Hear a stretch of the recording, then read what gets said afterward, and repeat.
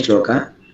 ಯತ್ರೋ ಪರಮತೆ ಚಿತ್ತಂ ನಿರುದ್ಧಂ ಯೋಗ ಸೇವಯಾ ಯತ್ರ ಚೈವಾತ್ಮನಾತ್ಮಾನಂ ಪಶ್ಯನ್ ಆತ್ಮನಿ ತುಷ್ಯತಿ. ಯತ್ರ ಉಪರಮತೆ ಚಿತ್ತಂ ನಿರುದ್ಧಂ ಯೋಗ ಸೇವಯಾ ಯತ್ರ ಚ ಏವ ಆತ್ಮನಾ ಆತ್ಮಾನಂ ಪಶ್ಯನ್ ಆತ್ಮನಿ ತುಷ್ಯತಿ.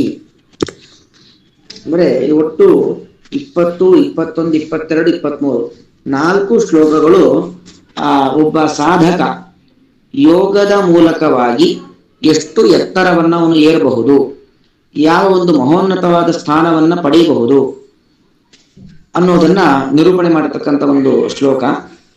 ಹಾಗಾಗಿ ಕೇವಲ ಪ್ರಾಕೃತ ಸುಖ, ಪ್ರಾಕೃತವಾದ ಪದಾರ್ಥಗಳು ಅದರ ವ್ಯಾಮೋಹಕ್ಕೆ ಬಲಿಯಾಗಿ ಆ ಸಾಧನಾ ಮಾರ್ಗದಿಂದ ಭ್ರಷ್ಟರಾಗಬೇಡಿ ಅನ್ನೋದನ್ನ ತೋರಿಸಿಕೊಡ್ತಕ್ಕಂಥ ಒಂದು ಶ್ಲೋಕ ಈ 4 ಶ್ಲೋಕಗಳು. ಯತ್ರ ಉಪರಮತೆ ಚಿತ್ತಂ ನಿರುದ್ಧಂ ಯೋಗ ಸೇವಯ ಯತ್ರ ಚೈವ ಆತ್ಮನಾ ಆತ್ಮಾನಂ ಪಶ್ಯನ್ ಆತ್ಮನಿ ತುಷ್ಯತಿ. ನೋಡಿ, ಆತ್ಮನಾ ಆತ್ಮಾನಂ ಪಶ್ಯನ್ ಆತ್ಮನಿ ತುಷ್ಯತಿ 3 ಸರಿ ಆತ್ಮಶಬ್ದ ಇದೆ. ಆತ್ಮನಾ ಆತ್ಮಾನಂ ಪಶ್ಯನ್ ಆತ್ಮನಿ ತುಷ್ಯತಿ. ಏನದಕ್ಕಾಗ ಅರ್ಥ? ಆತ್ಮನ ಅಂದ್ರೆ ಒಂದರ್ಥ ಆತ್ಮಶಬ್ದಕ್ಕೆ ನಾನು, ನನ್ನದು, ನನ್ನತನ ಎಂಬುದಾಗಿ ಅರ್ಥ. ಹಾಗಾಗಿ ಆತ್ಮನ ಸ್ವಪ್ರಯತ್ನದಿಂದ ಅಂತ ಅರ್ಥ ಅಲ್ವಾ. ಯಾವತ್ತು ನೋಡಿ, ನಾವು ಏನೇ ಒಂದು ಗುರಿಯನ್ನ ಮುಟ್ಟಬೇಕು, ಯಾವುದೇ ಒಂದು ಸಾಧನೆಯನ್ನ ಮಾಡಬೇಕು ಅಂತಾದ್ರೆ ಸ್ವಪ್ರಯತ್ನ ಅದು ಬಹಳ ಮುಖ್ಯವಾಗಿರತಕ್ಕಂಥದ್ದು. ಆತ್ಮೈವ ಖ್ಯಾತ್ಮನೋ ಬಂಧು ಆತ್ಮೈವ ರಿಪುರಾತ್ಮನಃ. ಈ ಶ್ಲೋಕ ಪಾಠ ಮಾಡುವಾಗಲೂ ಹೇಳ್ತೇನೆ ನಾನು, ನಮಗೆ ನಾವೇ ಶತ್ರು, ನಮಗೆ ನಾವೇ ಮಿತ್ರ ಅಂತ. ಹಾಗಾಗಿ ಆತ್ಮನ ಅಂದ್ರೆ ಸ್ವಪ್ರಯತ್ನದಿಂದ ನಾವು ಏನನ್ನಾದರೂ ಸಾಧನೆಯನ್ನ ಮಾಡಬಹುದು. ಆತ್ಮನ ಆತ್ಮಾನಂ ಪಶ್ಯನ್ ಆತ್ಮನಿ ತುಷ್ಯತಿ. ನಮ್ಮ ಪ್ರಯತ್ನದಿಂದಾಗಿ ಅಲ್ವಾ, ನಾವು ನಮ್ಮ ಬುದ್ಧಿಯನ್ನ ನಿಯಂತ್ರಣದಲ್ಲಿ ಇಟ್ಟುಕೊಂಡು ಒಳಗಿರತಕ್ಕಂಥ ಭಗವಂತನನ್ನ ಕಾಣಬೇಕು ಎಂಬ ಪ್ರಯತ್ನ, ಅಥವಾ ಯಾವುದಾದ್ರೂ ಒಂದು ಸಾಧನೆಯನ್ನ ಮಾಡಬೇಕೆಂಬ ಪ್ರಯತ್ನ ಅದರಲ್ಲಿ ಇದ್ರೆ ಮಾತ್ರ ನಾವು ಯಾವುದೇ ರೀತಿಯಾಗಿರ್ತಕ್ಕಂಥ ಸಾಧನೆಯನ್ನ ಮಾಡ್ಲಿಕ್ಕೆ ಆಗತ್ತೆ, ಇಲ್ಲಾಂದ್ರೆ ಮಾಡ್ಲಿಕ್ಕೆ ಆಗೋದಿಲ್ಲ. ಹಾಗಾಗಿ ಆತ್ಮನ ಶಬ್ದಕ್ಕೆ ಒಂದರ್ಥ ಸ್ವಪ್ರಯತ್ನದಿಂದ ಅಂತ ಅರ್ಥ. ಇನ್ನೊಂದರ್ಥ ಆತ್ಮನ ನೋಡಿ, ನಮ್ಮ ಪ್ರಯತ್ನ ಬೇಕು. ಅದೇ ರೀತಿಯಾಗಿ ಮಹಾಪ್ರಯತ್ನ ವರ್ಜಿತಾ ಹರೇರನುಗ್ರಹ ಉಜ್ಜಿತಾ. ಭಗವಂತನ ಅನುಗ್ರಹವೂ ಕೂಡ ಬೇಕು ಅಲ್ವಾ. ಏನು ಮಾಡಬೇಕಾದ್ರೂ ಕೂಡ ನಮ್ಮ ಪ್ರಯತ್ನದ ಜೊತೆಗೆ ದೇವರ ಅನುಗ್ರಹ ಬೇಕು. ದೇವತಾನುಗ್ರಹ ಇಲ್ಲ ಅಂತ ಆದ್ರೆ ಎಲ್ಲವೂ ಕೂಡ ವ್ಯರ್ಥವಾಗತ್ತೆ, ಏನು ಕೂಡ ಮಾಡ್ಲಿಕ್ಕೆ ಆಗೋದಿಲ್ಲ. ಹಾಗಾಗಿ ಆತ್ಮನ ಅಂತ ಹೇಳಿದ್ರೆ ಭಗವಂತನ ಅನುಗ್ರಹದಿಂದ. ಒಂದರ್ಥ ಆತ್ಮನ ಅಂದ್ರೆ ಸ್ವಪ್ರಯತ್ನದಿಂದ, ಇನ್ನೊಂದರ್ಥ ಆತ್ಮನ ಅಂತ ಹೇಳಿದ್ರೆ ಭಗವಂತನ ಅನುಗ್ರಹದಿಂದ. ಆತ್ಮಾನಂ ಪಶ್ಯನ್, ಆ ಭಗವಂತನ, ನಾವು ನಮ್ಮ ಒಳಗಿರತಕ್ಕಂಥ ದೇವರನ್ನ ಕಾಣಬೇಕು, ಬಿಂಬರೂಪಿಯಾಗಿರ್ತಕ್ಕಂಥ ಭಗವಂತನನ್ನ ಕಾಣಬೇಕು ಅಂತ ಆದ್ರೆ ಆ ಭಗವಂತನ ಅನುಗ್ರಹ ಬೇಕು.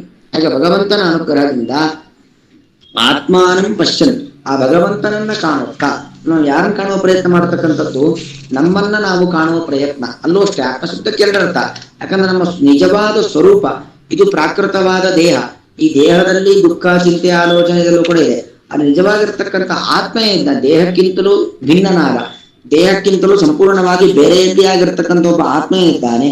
ಅವನಿಗೆ ಯಾವುದೇ ರೀತಿಯಾಗಿರ್ತಕ್ಕಂತಹ ದುಃಖಾದಿಗಳೇನೂ ಕೂಡ ಇಲ್ಲ. ಅವನ ಸುಖವೇ ಅವನ ಸ್ವರೂಪ. ಹಾಗಾಗಿ ಆತ್ಮಾನಂ ಪಶ್ಯನ್ ಅಂದ್ರೆ ಒಂದರ್ಥ ನಮ್ಮ ಸ್ವರೂಪವನ್ನ, ನಮ್ಮ ಆತ್ಮರನ್ನ ನಾವು ನೋಡಿಕೊಳ್ತಕ್ಕಂಥದ್ದು. ಇನ್ನೊಂದರ್ಥ ಆತ್ಮನ ಜೊತೆಗೆ ಇರತಕ್ಕಂಥ ಭಗವಂತ, ಬಿಂಬರೂಪಿಯಾಗಿರ್ತಕ್ಕಂಥ ಭಗವಂತ, ಅವನನ್ನ ಕಾಣತಕ್ಕಂಥದ್ದು. ಅವನನ್ನ ಕಾಣ್ತಾ ಆತ್ಮನಿ ತುಷ್ಯತಿ. ಆತ್ಮನಿ ತುಷ್ಯತಿ ಅಂತ ಹೇಳಿದ್ರೆ ತನ್ನಲ್ಲೇ, ತನ್ನ ಸ್ವರೂಪ ದೇಹದಲ್ಲಿ ಸಂತೋಷವನ್ನ ಪಡ್ತಾನೆ. ಅದಕ್ಕೆ ಏನ್ ಬೇಕು ಅಂತ ಹೇಳಿದ್ರೆ ಯೋಗ ಸೇವೆಯ ನಿರುದ್ಧಂ ಚಿತ್ತಂ. ಯೋಗದ ಸೇವೆ ಅಂದ್ರೆ ನಿರಂತರವಾಗಿ ಯೋಗಾನುಷ್ಠಾನವನ್ನು ಮಾಡ್ತಕ್ಕಂಥದ್ದು, ನಿರಂತರವಾದ ಯೋಗಾವಶ್ಯ. ಯಮ, ನಿಯಮ, ಆಸನ, ಪ್ರಾಣಾಯಾಮ, ಪ್ರತ್ಯಾಹಾರ, ಧ್ಯಾನ, ಧಾರಣ, ಸಮಾಧಿ, ಇವು ನಿರಂತರವಾಗಿರ್ತಕ್ಕಂಥ ಯೋಗಾನುಷ್ಠಾನ, ನಿರಂತರವಾಗಿರ್ತಕ್ಕಂಥ ಭಗವಂತನನ್ನ ಕಾಣುವಂತ ಒಂದು ಪ್ರಯತ್ನ. ಆ ಯೋಗ, ಆ ಉಪಾಯ. ಯೋಗ ಅಂದ್ರೆ ಉಪಾಯ. ಭಗವಂತನನ್ನ ಕಾಣಬೇಕು ಅಂದ್ರೆ ಬರೀ ದೈಹಿಕವಾದ ವ್ಯಾಯಾಮ ಅಥವಾ ಉಸಿರಿನ ನಿಯಂತ್ರಣ ಇದು ಮಾತ್ರ ಸಾಲೋದಿಲ್ಲ. ಉಪಾಯ, ಅತಿ ಉತ್ಕೃಷ್ಟವಾಗಿರ್ತಕ್ಕಂಥ ಉಪಾಯ ಅಂದ್ರೆ ಅದು ಜ್ಞಾನ ಸಾಧನೆ ಅಲ್ವಾ. ಭಾಗವತ, ಭಗವದ್ಗೀತೆ, ರಾಮಾಯಣ, ಮಹಾಭಾರತ, ಉಪನಿಷತ್ತು, ವೇದ, ಇಲ್ಲಿ ಹೇಳಿರತಕ್ಕಂಥ ವಿಚಾರಗಳನ್ನ ತಿಳಿದುಕೊಳ್ತಕ್ಕಂಥದ್ದು ಅದು ಯೋಗ, ಉಪಾಯ. ಹಾಗೆ ಉಪಾಯದ ಒಂದು ಸೇವನೆ. ಇನ್ನೊಂದು ಅರ್ಥ ಯೋಗ ಅಂದ್ರೆ ನಾವು ಮಾಡತಕ್ಕಂತಹ ದೈಹಿಕವಾಗಿರ್ತಕ್ಕಂಥ ಯೋಗ, ಮುಖ್ಯವಾಗಿ ಧಾರಣ ಧ್ಯಾನ ಸಮಾಧಿ ರೂಪವಾಗಿರ್ತಕ್ಕಂಥ ಯೋಗ, ಅದನ್ನ ನಿರುದ್ಧ, ಈ ಯೋಗದ ಸೇವೆಯಿಂದಾಗಿ ನಿರುದ್ಧಂ ಚಿತ್ತಂ, ಚಿತ್ತ ನಿರುದ್ಧವಾಗಿದೆ, ಯಾವುದರ ತಡೆಯೂ ಕೂಡ ಇಲ್ಲಿಲ್ಲ, ಅದಕ್ಕೆ ಯಾವುದೇ ರೀತಿಯಾಗಿರ್ತಕ್ಕಂಥ ಅಡೆತಡೆಗಳು ಇಲ್ಲ, ಯಾವುದು ಕೂಡ ನಮ್ಮ ಚಿತ್ತವನ್ನ, ನಮ್ಮ ಮನಸ್ಸನ್ನ ಹಾಳು ಮಾಡುವಂಥದ್ದಿಲ್ಲ. ಹಾಗಾಗಿ ನಿರುದ್ಧಂ ಚಿತ್ತಂ ಯತ್ರ ಉಪರಮತೆ, ಯಾವ ಒಂದು ಯೋಗ ಸ್ಥಿತಿಯಲ್ಲಿ ಉಪರಮತೆ ಆ ಭಗವಂತನಲ್ಲೇ ರಮಿಸುತ್ತದೋ, ಉಪರಮತೆ ಶಬ್ದಕ್ಕೆ ಅರ್ಥ ಏನು ಅಂತ ಹೇಳಿದ್ರೆ, ಉಪ ಅಂದ್ರೆ ಉತ್ಕೃಷ್ಟನಾಗಿರ್ತಕ್ಕಂಥವನು ಭಗವಂತ, ಅವನಲ್ಲೇ ರಮಣ, ರಮಣ ಅಂದ್ರೆ ಸುಖ, ಉತ್ಕೃಷ್ಟನಾಗಿರ್ತಕ್ಕಂತಹ ಆ ಭಗವಂತನನ್ನ ಕಾಣುವುದು, ಭಗವಂತನನ್ನ ಕಾಣುವ ಪ್ರಯತ್ನ, ಅದರಲ್ಲೇ ನಮ್ಮ ಮನಸ್ಸು ಸುಖ ಪಡುತ್ತದೋ ಆ ಸ್ಥಿತಿಯಲ್ಲಿ ನಾವಿರಬೇಕು. ಯತ್ರ ಆತ್ಮನೇ ಆತ್ಮಾನಂ ಪಶ್ಯನ್ನೇವ ತುಷ್ಯತಿ. ಅನ್ವಯ ಅರ್ಥ ಮಾಡ್ಕೊಳ್ಳಿ. ಯೋಗ ಸೇವೆಯ ನಿರಂತರವಾದ ಯೋಗಾಭ್ಯಾಸದಿಂದಾಗಿ, ಧಾರಣ ಧ್ಯಾನ ಸಮಾಧಿ ರೂಪವಾಗಿರತಕ್ಕಂಥ ಅಭ್ಯಾಸ ಮತ್ತು ಯೋಗ ಶಬ್ದಕ್ಕೆ ಉಪಾಯ, ಅದರಿಂದಾಗಿ ಜ್ಞಾನವನ್ನ ಸಂಪಾದಿಸುವ ರೂಪವಾಗಿರತಕ್ಕಂಥ ಉಪಾಯ, ಸಾಧನೆಯ ಉಪಾಯದಿಂದ ನಿರುದ್ಧಂ ಕಣ್ಪಟ್ಟಿ ಕಟ್ಟಿದ, ನಿರುದ್ಧ ಅಂದ್ರೆ ಒಂದು ನಮ್ಮ ಕಣ್ಣಿಗೆ ಪಟ್ಟಿ ಕಟ್ಟಿದಾಗ ಏನೂ ಕಾಣೋದಿಲ್ಲ, ಅದೇ ರೀತಿಯಾಗಿ ನಮ್ಮ ಚಿತ್ತ, ನಮ್ಮ ಮನಸ್ಸು ಅದು ಹೇಗಿದೆ, ಅದಕ್ಕೆ ಪಟ್ಟಿ ಕಟ್ಲಿಕ್ಕಾಗತ್ತಾ? ಆಗಲ್ಲ. ಆದ್ರೆ ಅದಕ್ಕೂ ಪಟ್ಟಿ ಕಟ್ಲಿಕ್ಕೆ ಆಗತ್ತೆ. ಪಟ್ಟಿ ಕಟ್ಟೋದು ಅಂದ್ರೆ ಬಟ್ಟೆಯ ಕಣ್ಣಿನ ಪಟ್ಟಿಯನ್ನ ಕಟ್ಲಿಕ್ಕೆ ಆಗೋದಿಲ್ಲ, ಆದರೆ ಎಲ್ಲಾ ವಿಷಯ ಪದಾರ್ಥಗಳ ಕಡೆಗೆ ಮನಸ್ಸು ಹೋಗದಂತೆ ನಾವು ಪಟ್ಟಿಯನ್ನ ಕಟ್ಟಬಹುದು. ಆ ಪಟ್ಟಿ ಯಾವುದು ಅಂದ್ರೆ ಯೋಗದ ಸೇವೆ, ಯೋಗದ ಸೇವೆಯೇ ಒಂದು ಪಟ್ಟಿ.